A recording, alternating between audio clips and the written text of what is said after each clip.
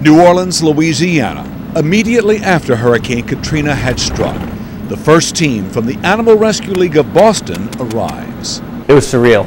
It was like I was trying to picture what it would be like driving into Boston if Boston was evacuated, and that's what it felt like. The only presence there was military and law enforcement, and to have a highly populated city that's just abandoned and evacuated, it was surreal. And just to see the devastation and the damage and the flooding, just looking around that first day really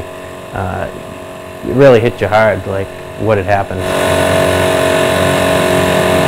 Some days we had addresses of where we knew animals were, that people had left word. They got in touch with one group or another and said, I had to leave my animals behind. We're not going to be able to get back there for however long, can you please go get them? And so we would go to those specific addresses and look for those animals. Other days we would just go out, and it was kind of a dragnet approach where we would see animals on the street and animals on roofs and in standing water and swimming through that nasty water, and so we would just grab everything we saw.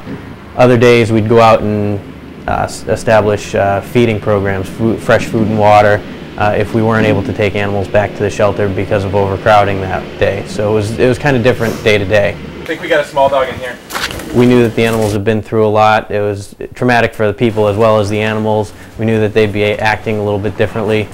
We were there to rescue them, but not all the animals knew that. They were just scared and confused and displaced and really didn't know how to react. And so we tried to take that into account and be cautious when approaching them.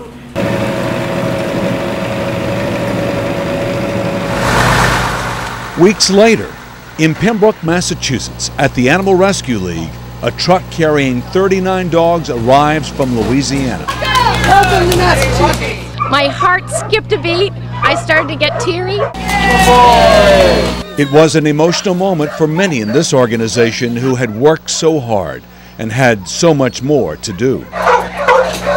We know that some of them have spent an awful long time in just filthy floodwater, so we want to make sure our veterinarians get a chance to see them first. We knew we were doing it for the greater good, and so you go day to day and you know why you're down there, and that kind of keeps you going.